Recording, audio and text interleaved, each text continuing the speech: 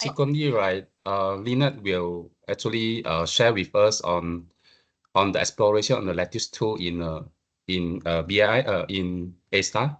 Yeah, Okay. so I think that will Sounds be great. the agenda for today. Yeah. Sounds great. Okay, so everyone, apparently we don't have our host today due to conflict. Erwin will host on behalf of Mukesh. As Erwin just highlighted, we're gonna do some AI themed session today. So we're gonna look at a tool that one of the European collaborators have developed, specifically HDR UK. But before that, I just wanted to highlight some activities in the Odyssey community as well that are relevant to AI. And then we can hand over to the A-star team here to share about Lettuce as well. Okay, then let's get started. So before I get started, can I have a show of hands who will be at the Global Symposium? I do. Okay, Jiwon is going to be there. Yeah, I think Mukesh is going to be there too. Good morning, Chi. Oh. Okay, great.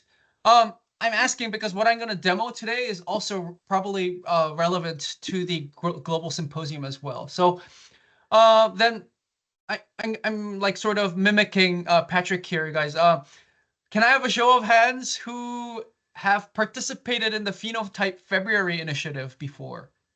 So every year, the global community get together to define specific clinical definitions, and then they create specific court definitions for those phenotypes. Great. So we have people here who's also participated in that initiative. Maybe you can help me as I demo something that's actually relevant to the phenotyping. So today I'm just going to share something that the Odyssey community has done previously, and I think they're trying to build on top of this, which is using AI for phenotyping. So if we go to let me start sharing.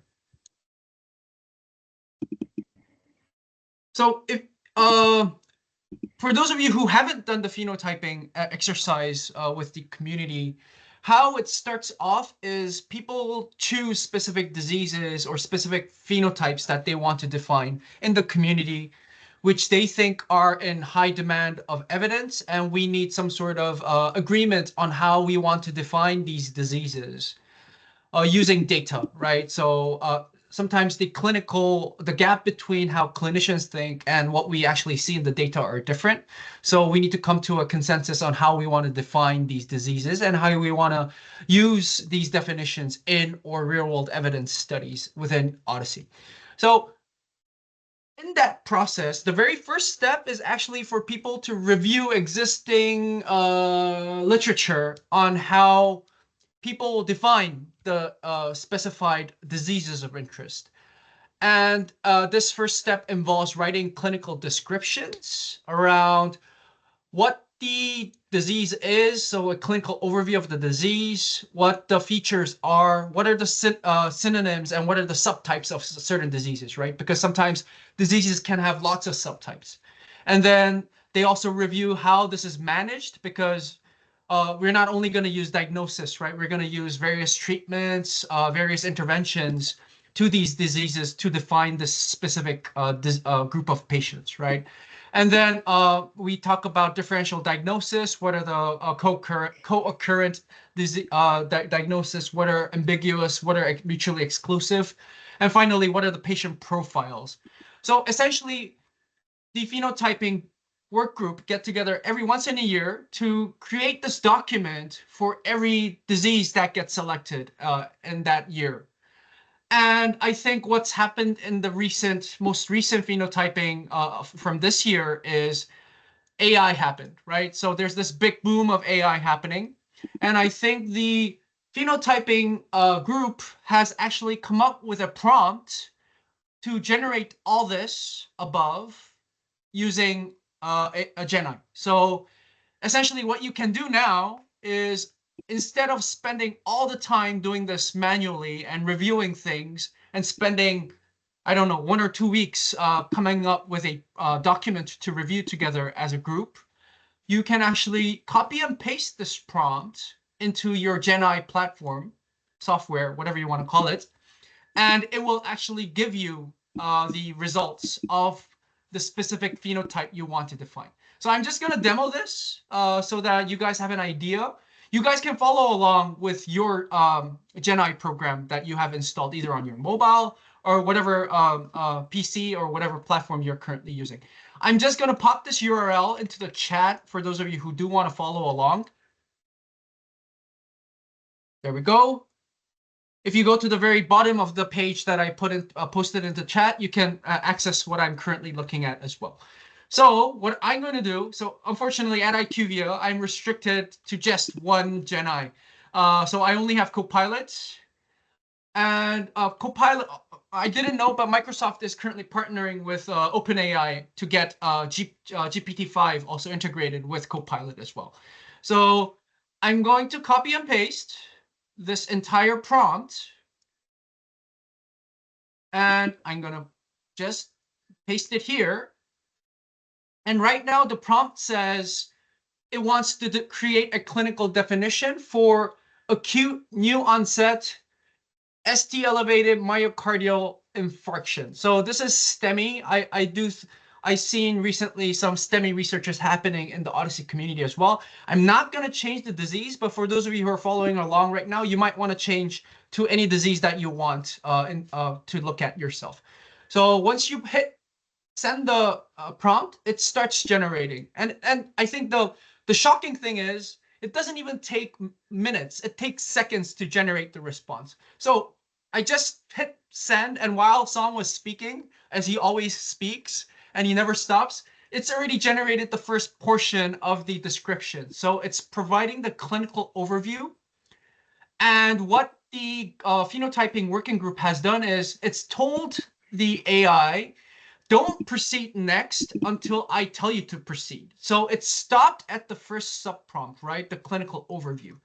So what we can do is review, and it also puts in various references to where this information is coming from. And then what you can do next is you just tell it to go to the next subprompt. And then it will start generating the second description, which is around what are the subtypes of the STEMI disease we're looking at. And it goes on until it goes through the entire prompt created by the phenotyping working group. And of course, the GenAI these days also have the ability to export this into a document where everything is placed in a Word document for you to export and review together as a group.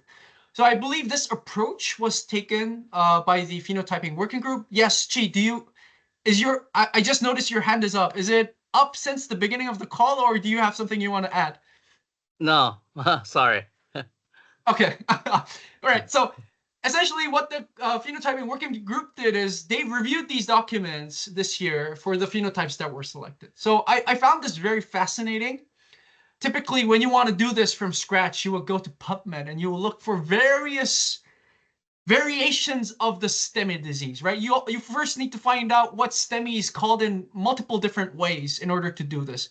But I think GenAI, the AI is streamlining this process, making the entire process much easier for a robust document to be created in which human experts can actually review and come together, check for accuracy, check for validity, and then come to a consensus on how we as a community should define STEMI, as in defining STEMI within the using the OMOP common data model.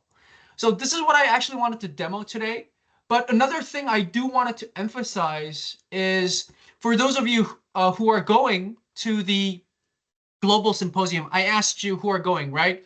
So actually the phenotyping working group is hosting a workshop on the 9th of October during the symposium, where they're actually taking this to the next level. So they're not only using GenAI to create the initial clinical description document, they're also doing a nice experiment where people are now going to create concept sets based on the definitions, based on the phenotypes that they want to create. And they're actually going to compare it with concept sets created by Gen AI. So not only is it is the phenotyping working group approaching this from a literature review aspect, they're taking it to a next level where they now want to use Gen AI to create concept sets to better streamline the process of the phenotyping work that we do every year, and also throughout the year, depending on the research that that the community does, right? So for those of you who are interested in AI, for those of you who are interested in phenotyping, please participate in this working group where they're going to do a live experiment, human versus AI. There's multiple stakeholders participating. There's also lots of tools that they're going to use for this experiment. I specifically wanted to bring this experiment up for today's session as well, because the demo or the recording that the A-Star team today is going to share is from the HDR UK team called Lettuce. It is actually one of the tools that the phenotyping working group has actually identified, saying that they think this tool could be used in the phenotyping context in terms of creating concept sets. So we'll hear more about the A-Star from the A-Star team around the Lettuce tool itself, but there is movement in the community to leverage as much AI as we can. I'm a bit cautious on promoting this workshop because it happens together with the APAC workshop as well. So it's the same timing of the APAC workshop, but of course I can't stop you from pursuing your interest, right? Go to the APAC workshop. If you have time, I think you can also shift to the phenotyping working group if you have an interest in AI as well and this specific experiment that they're doing. But yeah, that's all I wanted to share with regards to how AI is being used for phenotyping in the Odyssey community. For more use cases, the global community, there was a global community call actually in August, where lots of various collaborators came and discussed their LLM use cases within the Odyssey community. So for those of you who missed this call live, please, it's all available on the Odyssey website in the community calls recording and the August 26th call. And there's lots of people presenting about this. We do have several people from Korea as well sharing about this. So if you missed this live and you have interest in AI and LLMs, this will be a great opportunity for you guys to have a rewatch the recording at your own time of convenience. I will shut up. Oh, no, I will not shut up now. I have one more thing that I want to showcase today is the Titans, right? So we've had Titan nominations this year. I do want to highlight, we have several people from the APAC community that were nominated as Titans. So lots of people. I had a little slide where I underlined all the people from the APAC side in a recent community call. Sorry, I don't have this at hand right now, but I see a lot of APAC names, several people who also presented in our APAC scientific forums as well, right? For example, the Data for Life team is here. We have Jason here, who's leading up the Taiwan chapter. We have Jiwon here, who's helping up with the overall APAC coordination. We have Mukesh here as well, who's our host for the call today. And coincidentally, he's not here. I think Mukesh is very shy, right? But Erwin, please tell him we called him out and he can be shy in the back end as much as he wants to be. We also have Michelle here. He has another meeting. He has another meeting. Now, you will record this and you will play it in front of him saying Song gave him the embarrassment. But yes, we have Mukesh. He's being acknowledged for all his efforts coordinating the APAC scientific forums. We have Michelle, who recently came onto our community call to share about his work around translating the Book of Odyssey as well, right? And creating a platform where multiple people can work at the same time simultaneously to review stuff. So again, thank you and congratulations to all of the APAC folks that have been nominated. For those of you who are not APAC and in the call, congratulations to you too as well. In our next community call, we'll also hear about who's actually the Titan Award winners. So For those of you who are going, please do let me know who wins this. Even if you win it and you don't want to talk about it, somebody else is gonna talk about it anyways, right? So be prepared to be embarrassed in the next community call if somebody from one of you in the call is a winner for the Titan Awards. Now I will shut up and I will hand over the floor to Erwin, where he'll share a more deep dive around the Lettuce tool that I just talked about. Thank you. Over to you, Erwin. Okay, thanks, Song, for the very exciting presentation. Yeah, so today we would like to share the video recording on the Lettuce tool, which was developed by the HDR UK team. Okay, and then subsequently we will have a presentation, a short presentation by Lynette on the exploration of the Lettuce tool as well. Okay, so please let me share my screen. Just a moment.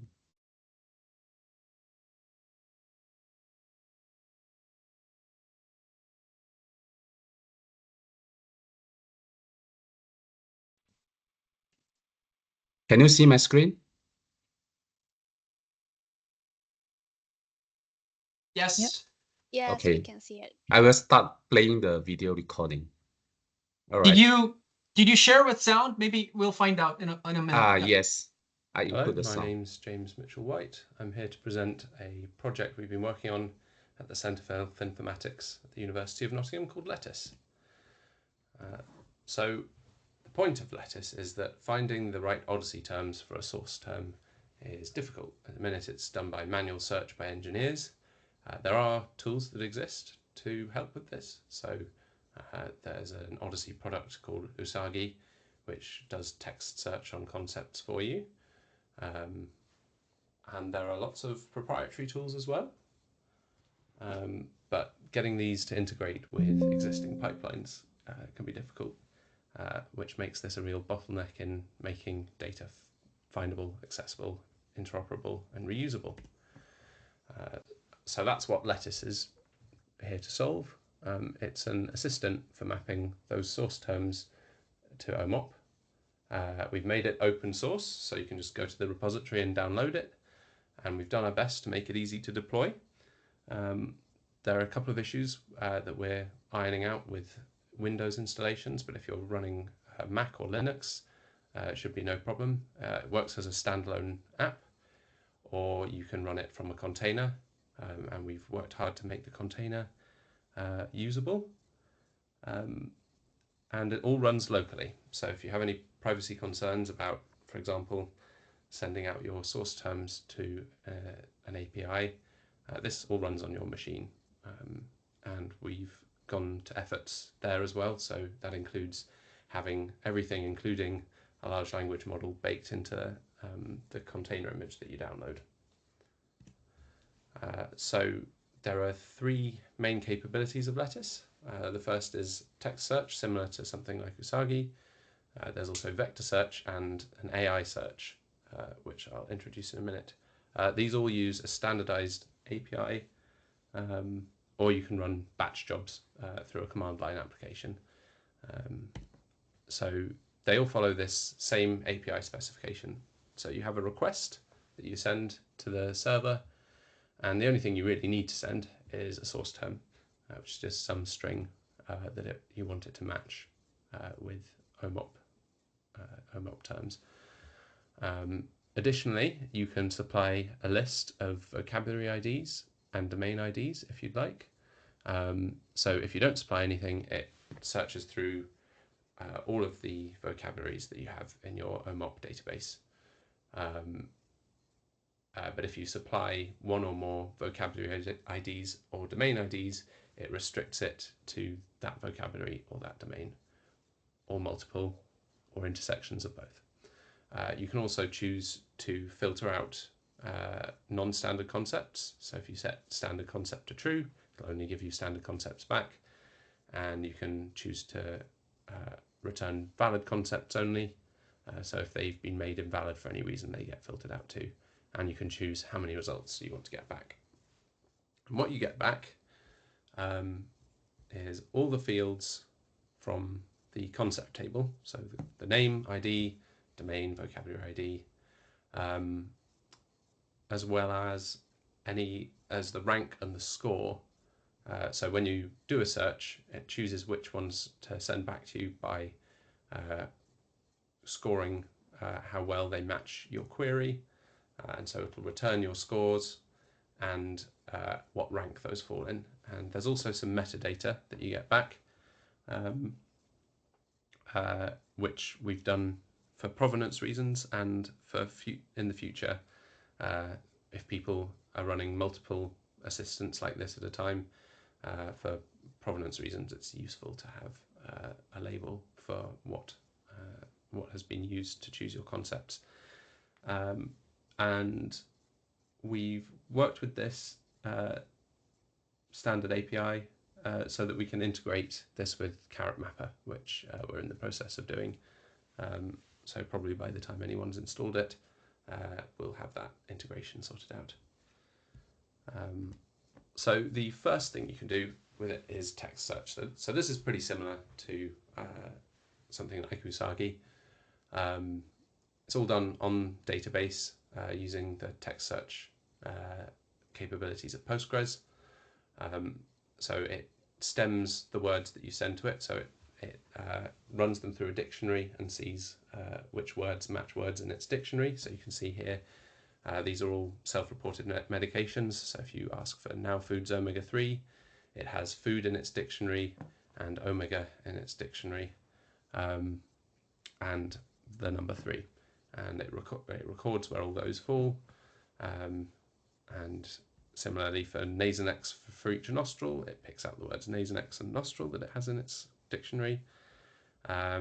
And you can see here it cuts down the word application to applic, so it matches anything like application, applicable. Yeah, so it can be really fast. So got it running at sort of 20 milliseconds if you apply the right indices, but it's not good at context. It has no idea of salience, so it treats all of these as being equally important. You can do some sort of global context by looking at the frequency of that term across all your OMOP terms, but still you'll get a load of stuff back for like nostril if you have Nasonex for each nostril that you might not want. The second thing you can do is vector search. So this is the first sort of deep learning application that we've got in there. So you run your concepts through a small language model, and it encodes the strings as a vector of numbers, and then you store those. So you have it for each concept, you have one embedding. Then when you want to query your concepts, it encodes your query as an embedding and then looks for the closest embedding that you have in your pre-computed database. And so these models have been trained to produce similar embeddings for sentences that are used in the same context. So in this way, it becomes sort of semantically aware. So rather than lexically similar, it looks for semantically similar terms. And you can sort of see the difference if you compare the results of text search with the embedding distance between those terms. So I sent Usagi the search term Nasonex for each nostril, and it returned most of these concepts. I've appended Nasonex nasal product, which I thought was pretty close to Nasonex for each nostril for comparison. So you can see, because Usagi matches on substrings, it recognizes that this EX space open bracket FO that you have in Nasonex for each nostril in this Folplex tablet, that's a pretty rare substring, so it rates that pretty highly. And it also picks out a couple of beaches because it sees each and beach and matches those substrings. By contrast, if you look at the distance, so smaller distance means closer concepts, as ranked by the vector search up here, you can see that the locations particularly, so these beaches, are pretty dissimilar. whereas the medicines that aren't Nasonex are more similar, and then the Nasonex and nasal product has a really small difference, and the difference between the concept and itself is 0. So this reflects the semantics that the model has learned. The final example is AI search. I'll just do a quick demo and then we can come back to this because it'll be easier to understand. So here we have the results of the text search for a self-reported medication, Now Foods omega-3. So if you look at the text search, you can see it's picked out, the omega and 3, but these are, it's not terribly selective. So we have omega here and it's got 3 in it. Yeah, so, the top result's not too bad, but the other results are not terribly useful. And if you try something more vague, like the words sneeze medicine, you're not going to get back much helpful stuff because there's a lot of medicine out there. But if you ask vector search for sneeze medicine, so the downside to vector search is it's computationally quite expensive, so this will take a little while. I'm doing a live demo of it here, so this is how long it actually takes, so that you get an appreciation for what that means.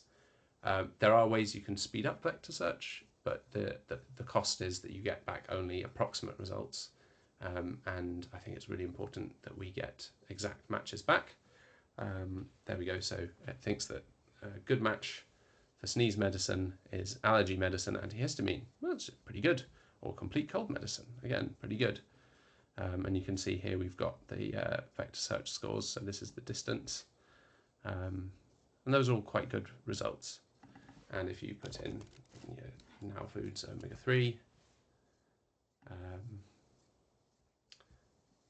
then, well, we'll come back to it.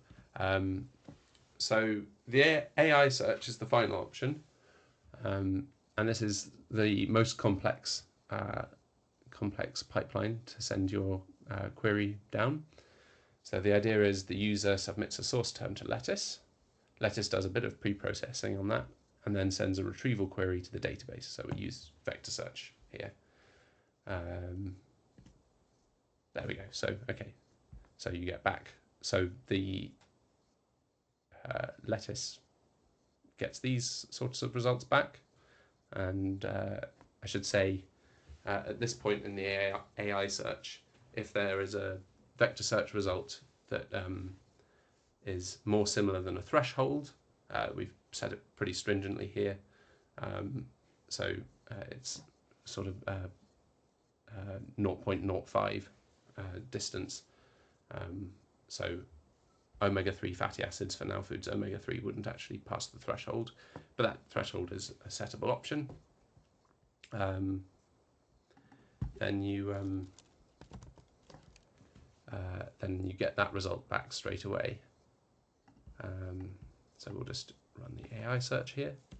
But yeah, so if none of your results are above this threshold, then they are represented in a prompt to the LLM, and you ask the LLM, well, it's asked, do you think any of these concepts are the one that the user is looking for? If it is, reply with that. Otherwise, make a better suggestion. That gets fed back to Lettuce, which makes a final database query using the LLM suggestion. And if there's an exact match to that LLM suggestion, you get that back.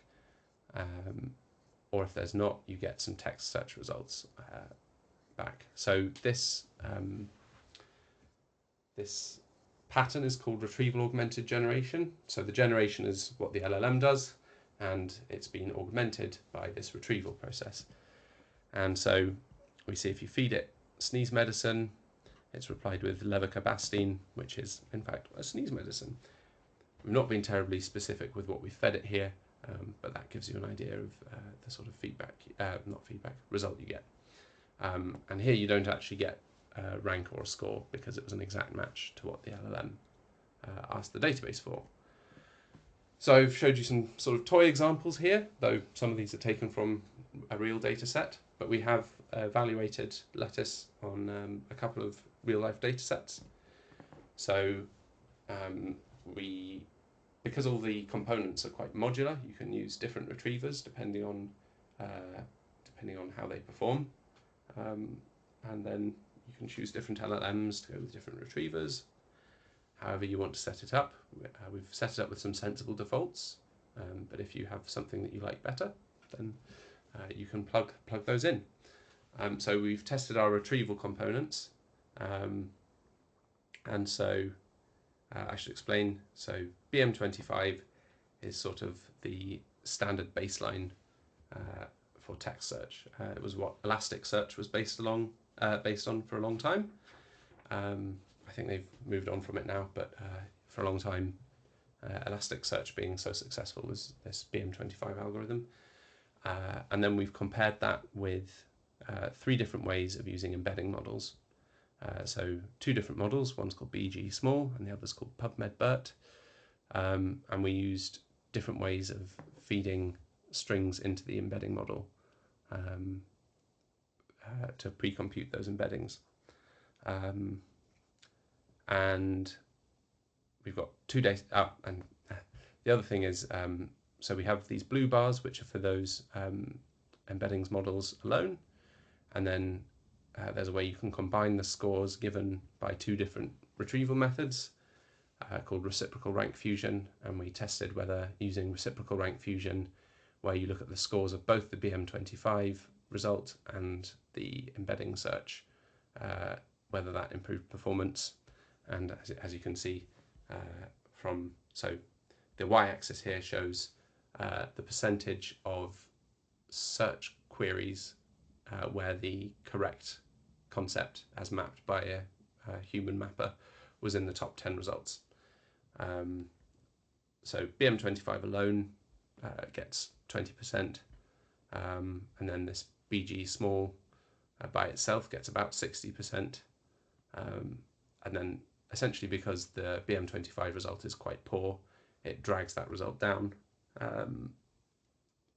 And so on the left we have 400 self-reported medications. So self-reported medications are fairly dissimilar from the concepts used in OMOP, because they're people reporting their own medication use, and that's not in that sort of formalized language. Whereas on the right here, we've got 250 medications taken from clinical trials, which were already reported as sort of formalized medications.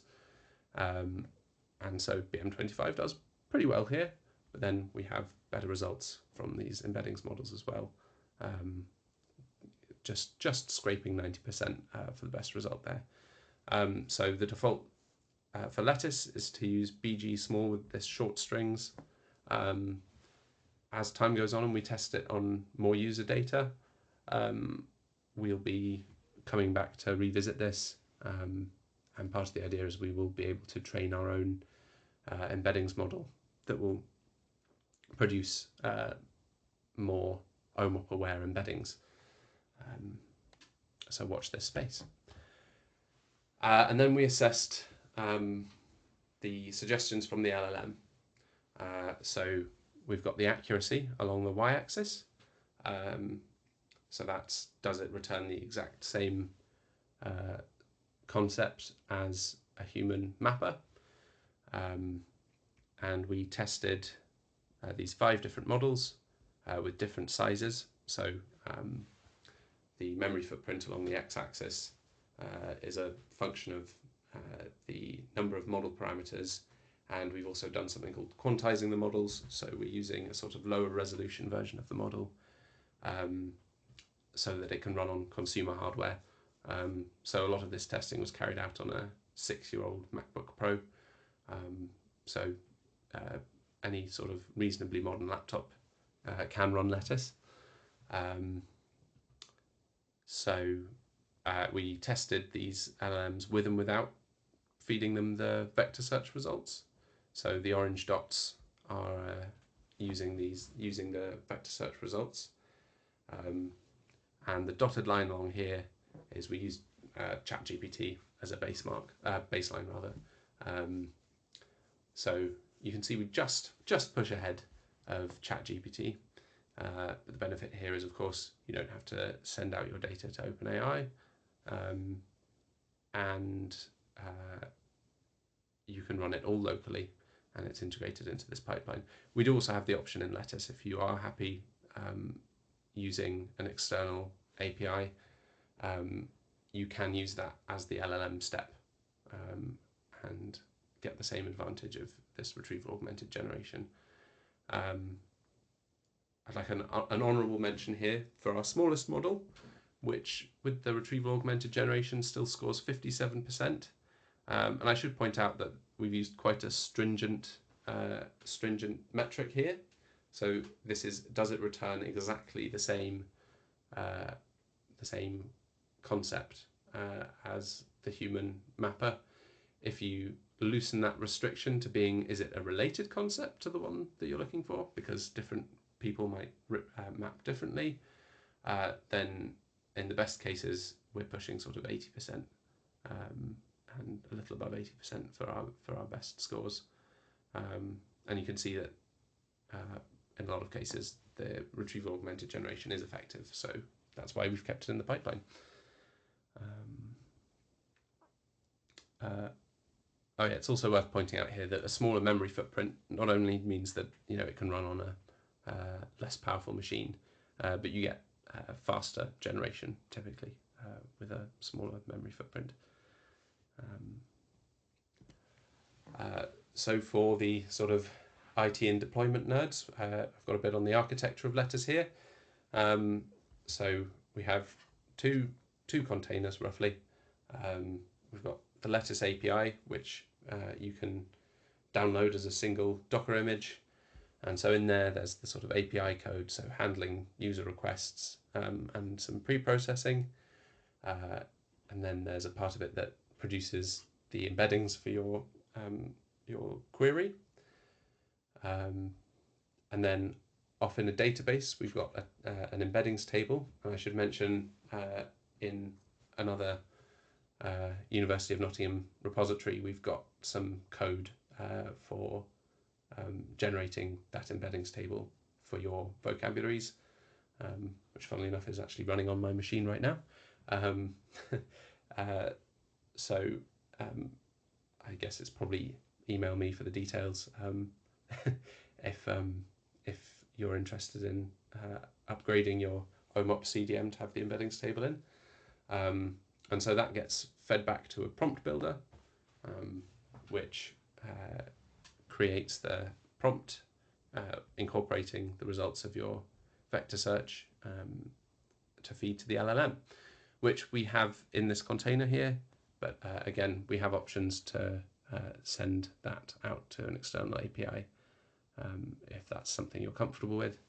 But also if you're running in a particularly constrained environment. So we've got a use case for running this inside a TRE, for example, so a trusted research environment, where there can be no internet connection.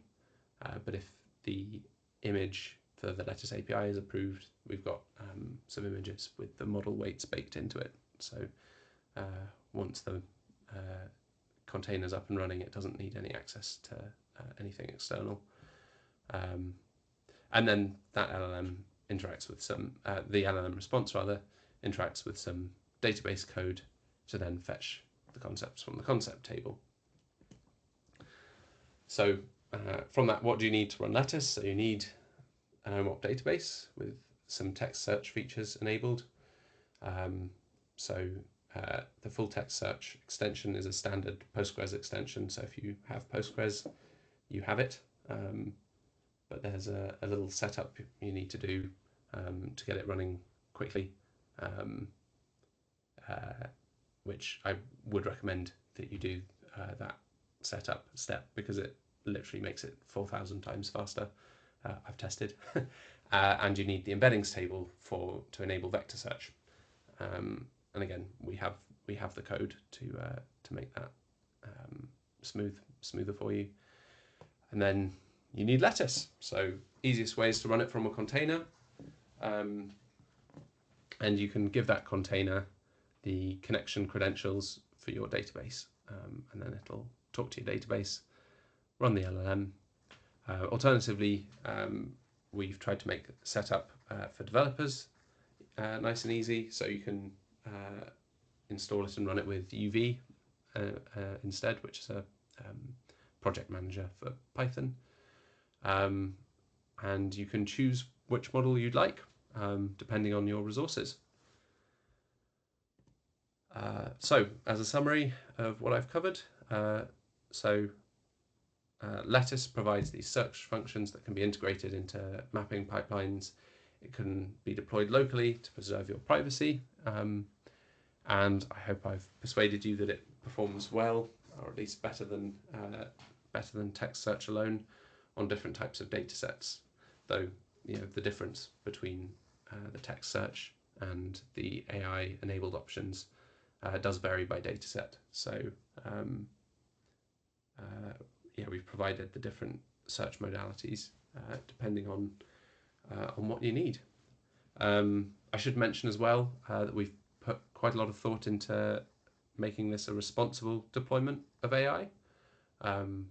So we've been running workshops here in the UK with sort of stakeholders who do OMOP mapping, so people from the secure data environments over here, trying to address their concerns with deployment of AI. So using these smaller models is part of that, because a lot of people have concerns about the environmental impact of running large language models, for example. And part of our sort of privacy preserving measures is addressing that responsibility drive. And we should have a paper coming out about responsible AI for OMOP mapping soon, so watch that space too. So finally, I'd like to thank a few people. So Graziella Figueiredo is the person in charge of this project, and of course Phil Quinlan is in charge of the Centre for Health Informatics that we all work for. Esmond Irwin is our resident OMOP expert, who, whenever I have a question of why is OMOP like this, I go to Esmond and receive a dissertation on the subject. Andy Ray has been helping us get everything deployed and giving us sort of software architecture help. And Ben Partridge is a programmer on the project, and he's done a great job making that installation and deployment work really nicely. So we all work within the Nottingham Biomedical Research Centre, and I've put a few links here that I'll send over if anyone's interested. So the documentation for Lettuce, and like I said, we're trying to integrate it with Carrot. So there's a link for Carrot there. And we have a preprint of the paper that we've written about this. It's a little out of date now, but possibly by the time you check the link, we'll have posted an update. And finally, thank you for listening. Bye.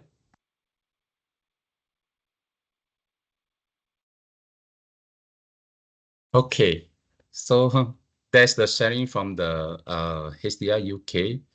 I think it's a very nice tool for the OMOP mapping. And now Lynette, right, would like to share with us her findings on the Lettuce explorations. Lynette, would you like to share your screen? Yep. Yeah. Give me a moment.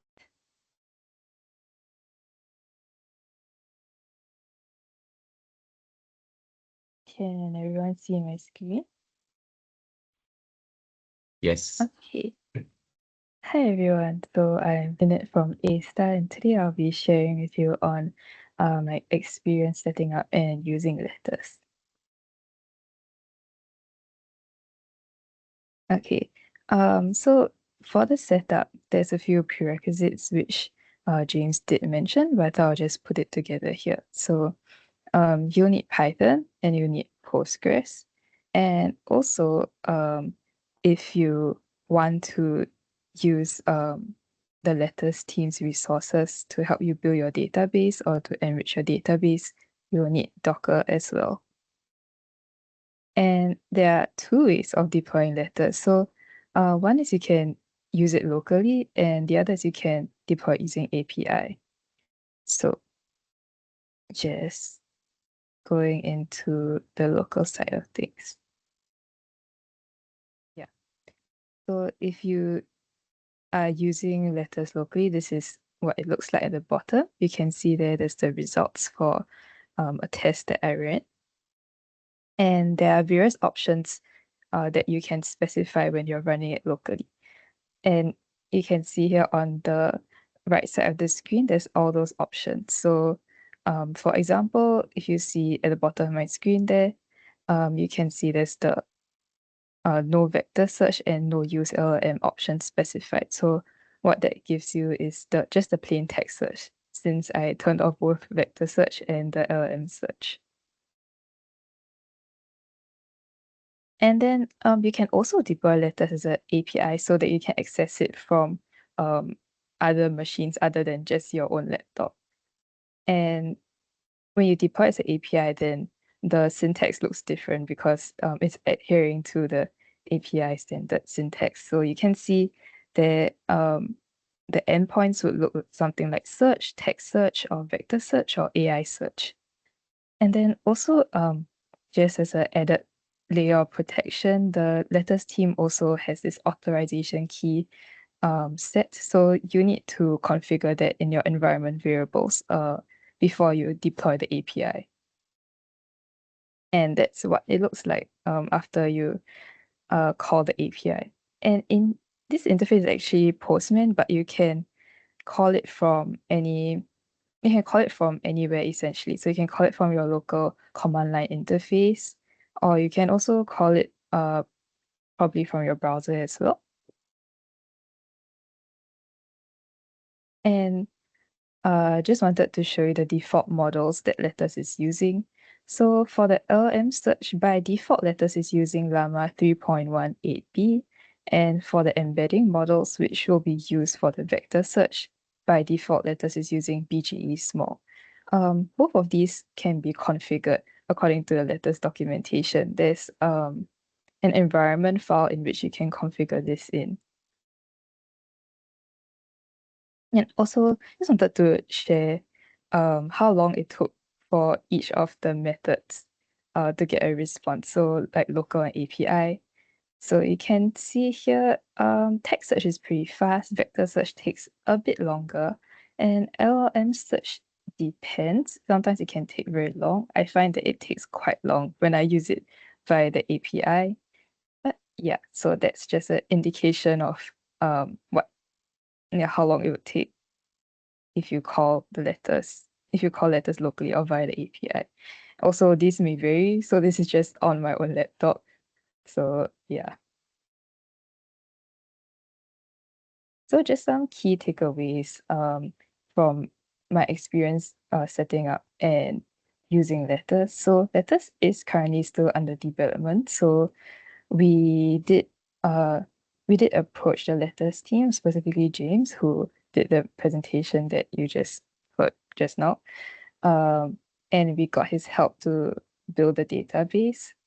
And yeah, so they're also currently working on the documentation as far as I know. So if you are trying out Lettuce and you face any difficulties, you can always approach their team, or if you like, you can approach us as well, and I'll try my best to help you.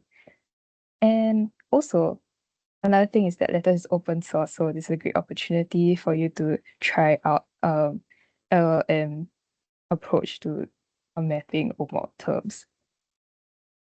And because Lettuce is deployed as an API, if you like, you can probably also integrate it with your other workflows as well. So that's quite exciting. And yeah, so that is about all for my very quick sharing today. Just wanted to give you a look into what Lettuce is like. And these are just some further resources, which I think we can share after the end of this session. And yeah, thank you. Thanks, Leonard, for the sharing. Any questions for Leonard?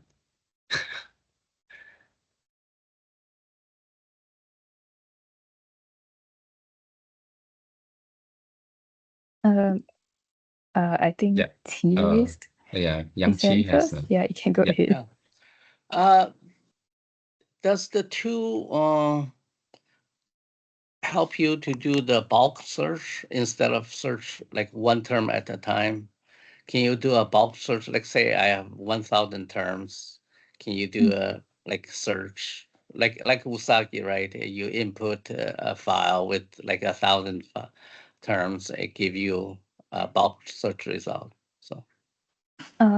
So currently the version that I have on my own laptop that I set up is mostly meant for individual searches, but James did mention in his presentation that there's I think a batch option if I am not wrong. So I will check with James on that and I will maybe get back to you in the next community call on that. Okay, thank you. Cynthia? Yeah, thank you for sharing your experience with Lettuce. I think it was several weeks ago that the Data for Life team, they showcased the open source tool that they have, which is sort of like Usagi. I wonder if you've tried that and how that compares. So unfortunately, I haven't had a chance to try the Data for Life team's tools yet personally. But from what I understand, I think it's different in the sense that Lettuce is more focused on just finding the matches for OMOP concepts, whereas Data for Life's approach is more of like an end-to-end sort of thing. So yeah, and also in terms of I would say deployment, if you want to deploy Lettuce now, it's like just available on GitHub, but for Data for Life's offerings, you have to contact them for like further follow-up. Yeah. Oh, okay. I So thought that's they just said that theirs was open source and they Oh gave a yeah, it GitHub is. addresses. Oh, you can't I just go to think a GitHub that they have and okay. I think it depends on like what sort of environment you like to set it up in as well. Yeah. Okay, I haven't actually tried deploying Data for Lives. One of So yeah, the sorry, can't give you a good answer on that. Okay. So- No, but it sorry might to be jump worth in. checking it out because that would be an interesting comparison. Thank you. Over. Tim, aren't you from the Data for Life team? Yes, exactly. And sorry for the background noise. I'm currently in the MRT. So Lynette, let me reach out to you maybe after the call. So the D2E, the Data to Evidence platform, is on GitHub. So github.com/odyssey/data to evidence. You can download it there. And yeah, I already made a note in my tissue to basically check our hybrid search approach, which I think goes in a similar direction to also what Lettuce can. However, as mentioned, so we are currently mostly focusing directly on the search terms and search facets that are already available, and we do not yet have this mapping of like coughing medicine to whatever comes out of that. So I think that would be a very nice addition. But Lynette, let's for sure get in contact, and I'm happy to show you what we can, and maybe that would also be of benefit for you. Okay, sure. Thank you so much, and thanks for clarifying as well. Sure. Yeah. Yeah, I think Roger, do you? Yeah, have a Lynette, a question. Are you saying you can only search for one term at a time at the moment with this? Did I hear you correctly? With the stage of deployment that I've gotten to, yes, but I think that maybe it might be possible to do batch searches as well. Just that so far for what I've deployed, that is not possible. But as mentioned, I will check with James, who is from the Lettuce development team, and I'll get back to you on that. Yeah, because that's an interesting thing, because if you can only do one at a time at the moment, it doesn't take as much further forward than Athena, for instance, where you can do a search for a term. would be my observation. I suspect it's early days and that's on their agenda to do batch processing, but I believe there's quite a lot of work going on with large language models at the moment. So I think a number of teams might be working on very similar things. So yeah, it's interesting though. Thank you for your presentation.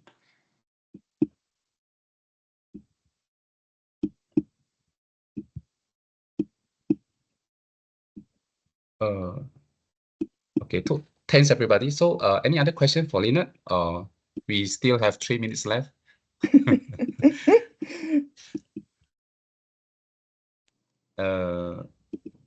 Otherwise, today's is a very interesting topics that we have on the OMOP mapping, especially on the utilizations of the Gen AI for the OMOP mapping. So if there's no more questions, shall we wrap up the meeting for today? Song.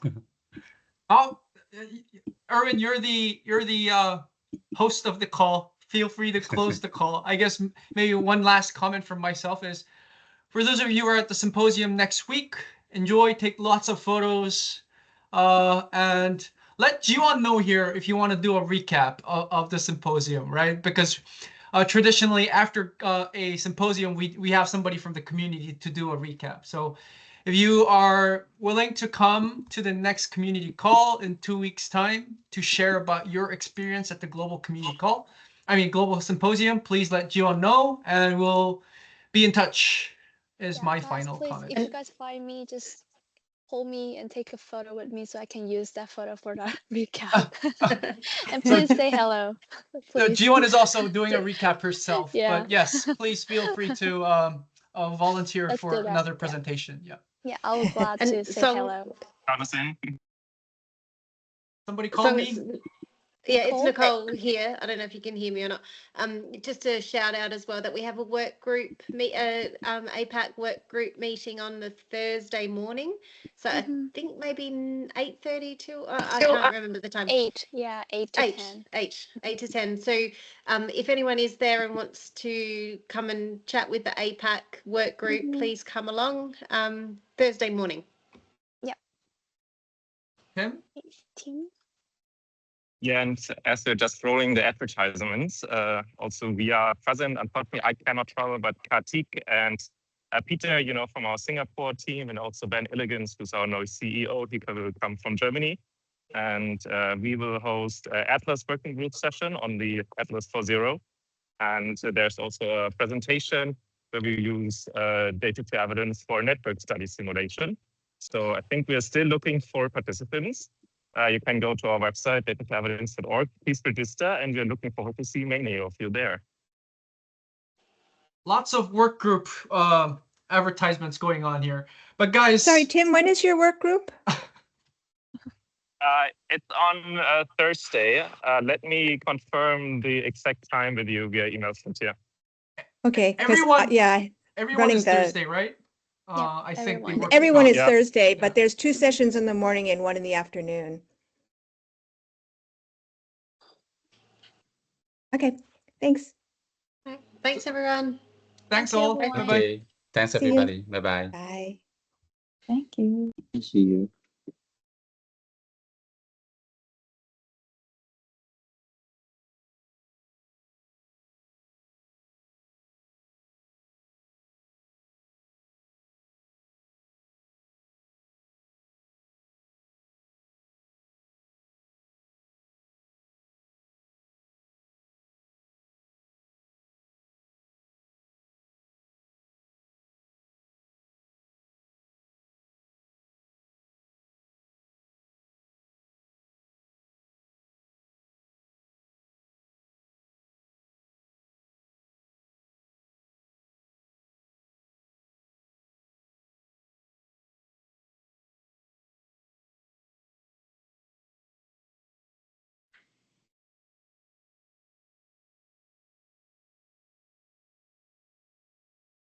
Oh.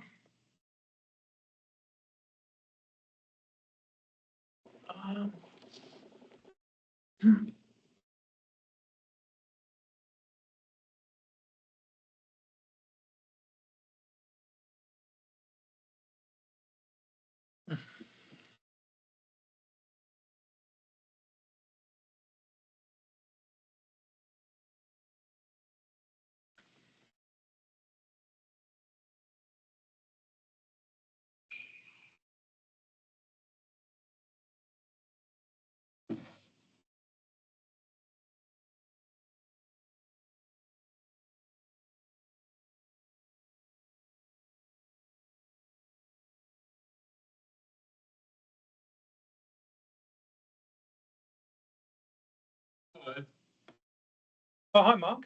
I wondered whether it was cancelled or something. Tina and I were just in another meeting. Ah.